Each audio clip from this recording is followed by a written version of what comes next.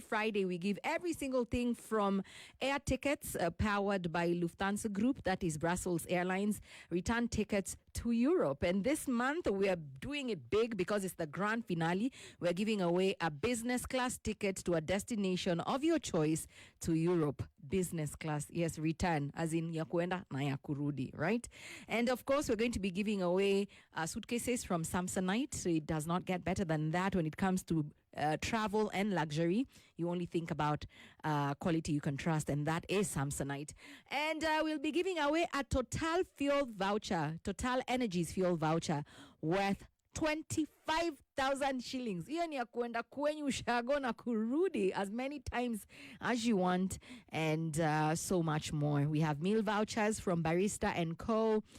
We have Levi, we have Giordano, and we have Max's shopping vouchers, so you can go and look nice as you travel to Europe. I'm hoping that one person wins it all. I don't know how that's going to happen. I hope your grandmother is a powerful prayer warrior.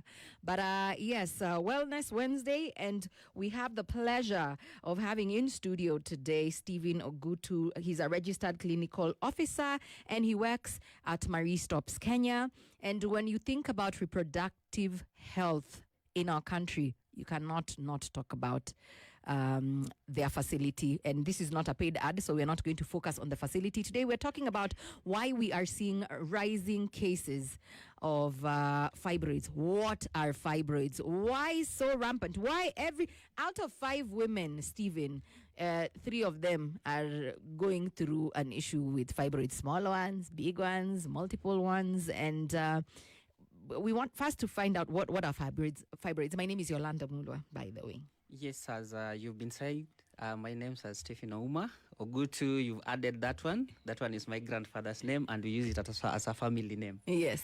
So back to the topic, fibroids. What are the fibroids? Yes. What are the causes of the fibroids? Yes, please. What are the risk factors? So first, we have to know what are the fibroids. Yes. Many a times people have mistaken fibroids with other uterine growths. But today we just want to narrow down on the fibroids. So fibroids are non-cancerous growth that grows inside the uterine muscles. They can be inside, they can be in the middle, and they can also be outside the uterine wall.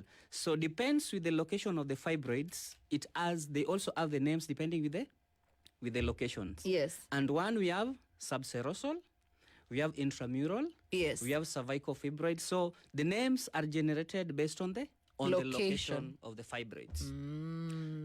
Yes, and the fibroid has become a menace among females who are in their reproductive age, and the risk factors depends. 1, lifestyle. Yes. Number 2, the race. Number 3 is what we consume. Yes. Yes.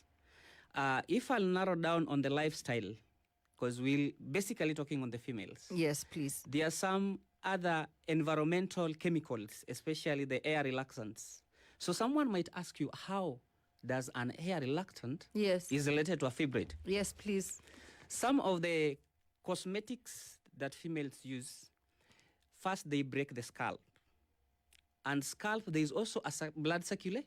Blood circulation. Blood circulations. Yes. And when they enter into the bloodstream, they interfere with other components of the blood. Liver plays a very integral role in a human's body. Yes. And when these chemicals enters into the blood, they interfere with the liver functionality. And that one will contribute to the higher production of the hormone, which is estrogen. Yes.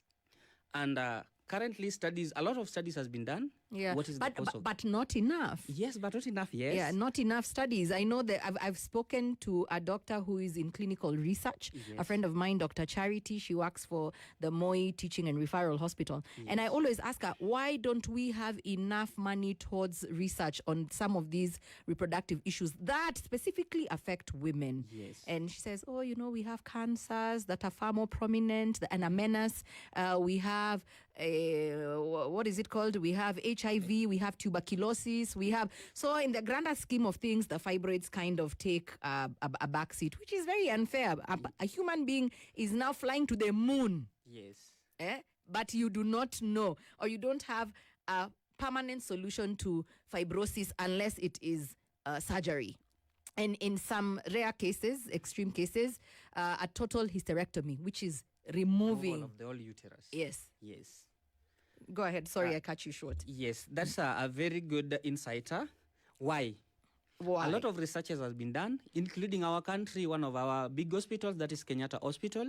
A lot has been done, but it still remains that the cause is unknown. It is believed that the dominance hormone, that is estrogen hormone, Yes.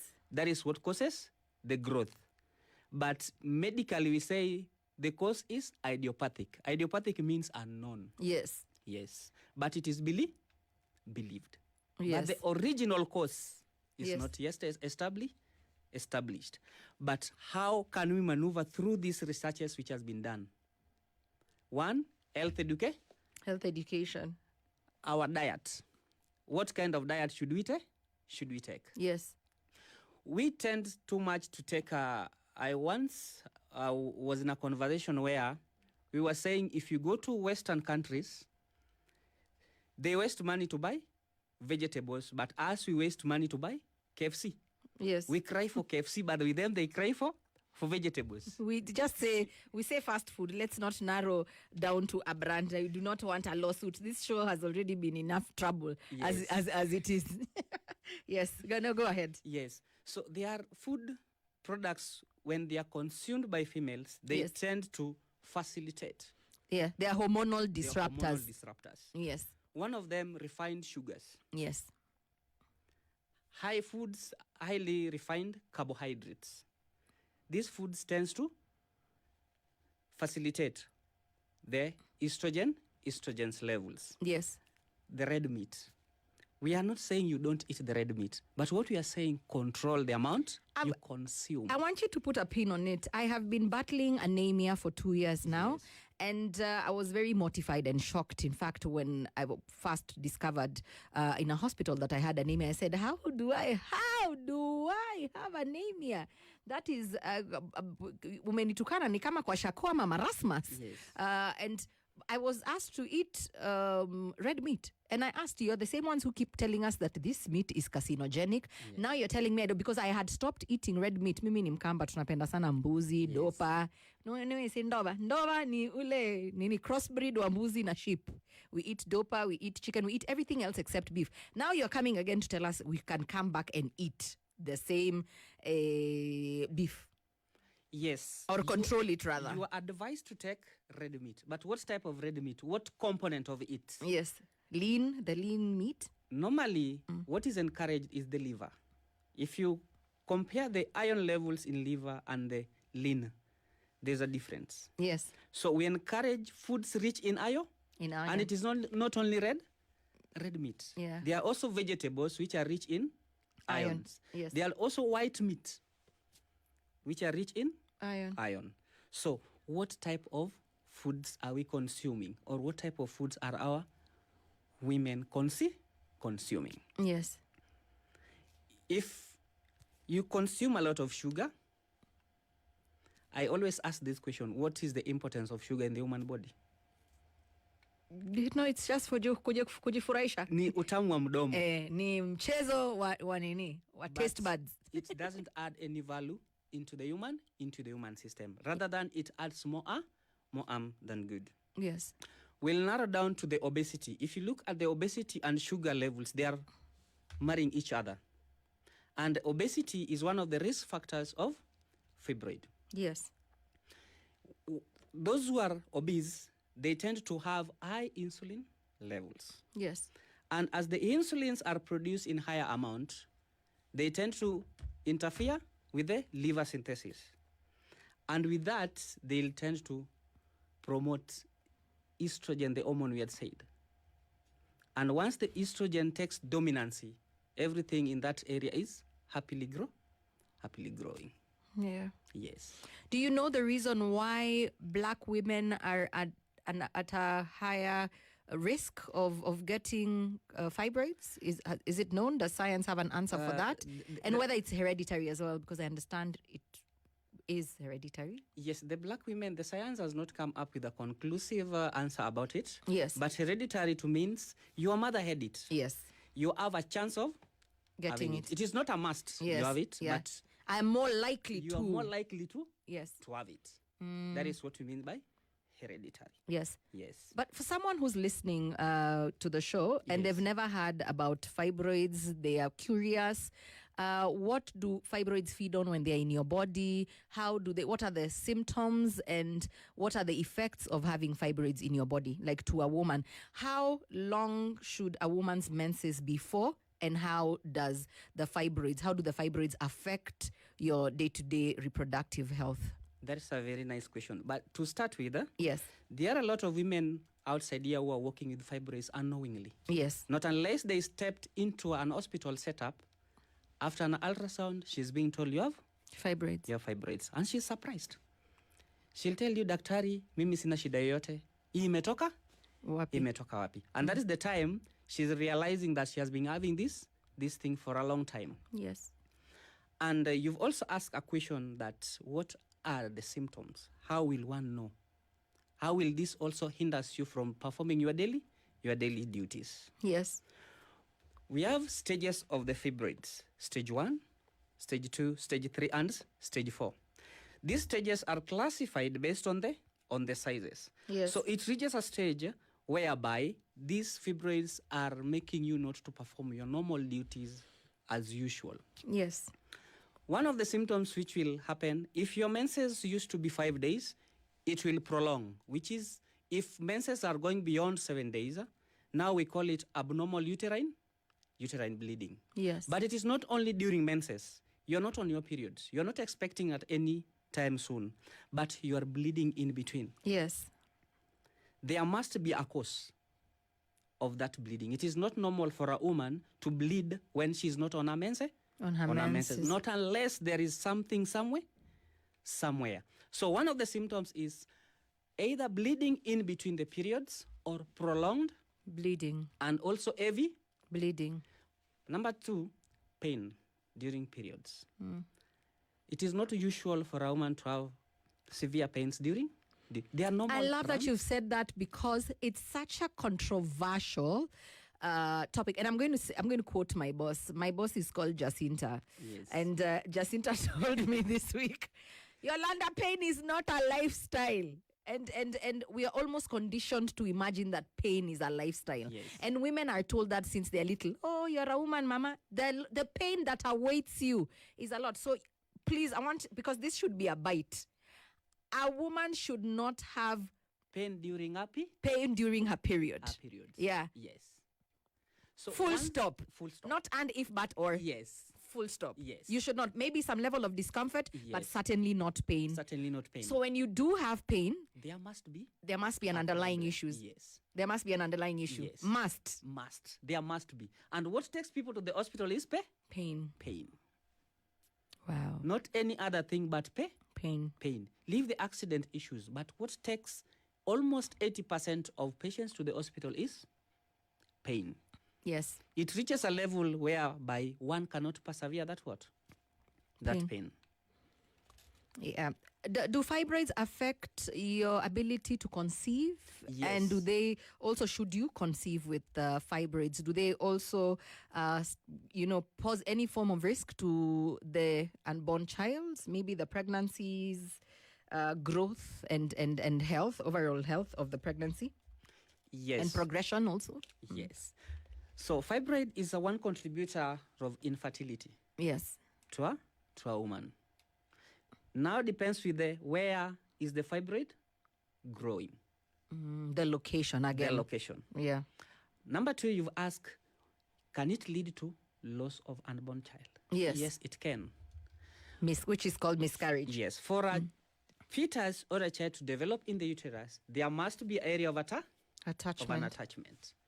So if fibroid takes the dominance of the area, automatically you lose that pregnancy. There are people who conceive with fibroids. They go with pregnancy up to Up to term. Yes. So fibroids also cannot hinder a woman from getting from getting pregnant. So we should not brush it off that fibroid can hinder one from getting what? From getting pregnant. But now, how does it contribute to infertility? One, location of growth, and also the size, and also the size, and also the severity of the symptoms. Wow, this is a lot. Yes, and also to add, there is this one which somebody can ask you: how does fibroid related to frequent urination? Yes, please. This is a mass. It is a bulk mass in the uterine wall. Yes. So when it is growing, it presses on another what? On another organ. And the organ which it presses on is the urinary bladder. So as it presses into the urinary bladder, you'll tend to urinate more frequently. Wow, like you're pregnant. Yes, like you're pregnant. Number 4. Yes. Sometimes you might have a big tummy as if you're pregnant. Yet you're only carrying masses in your what? In your stomach. In your stomach. That's why I spoke of the stages. You have the stage 1, where we have a very minute one. We have stage 2, moderate. We have medium, and we have the larger, as large as 15 centimeters. Yes. Yes.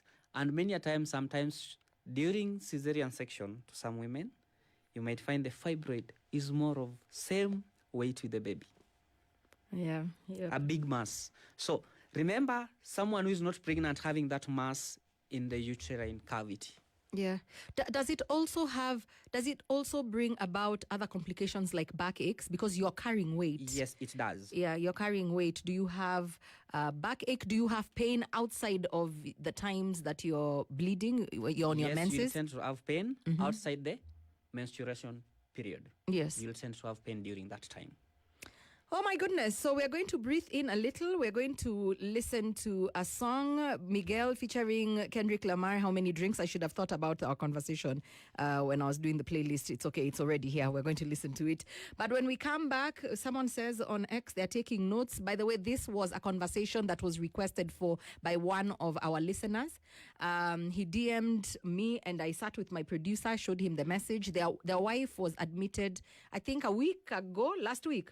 They were in the hospital. They were there for an operation to remove fibroids, and he was tasked to stay at home and take care of the children. And he said, Yolanda, this is very painful, a painful ordeal for my family and I. Just watching my wife in constant pain and agony. Can you please bring someone to help bring understanding to this? And I actually told him it's more common than you can imagine. Yes. We are right next to a hospital. We're going to reach out to them. We're going to find out whether they can send someone to us and we can have this conversation. So should you have any questions, please direct them to Daktari here, Stephen Ogutu. And of course, we are also live on Facebook. We are live on YouTube. And you can also, we are live on spicefm.co.ke, but the full conversation is going to be uploaded on YouTube later so that you can go back and revisit and watch as many times as possible. Probably share it with someone who you think needs this information. But let's grow and learn together. Back with Daktari. If you have any questions, you can call us live in the studio, 0719012600.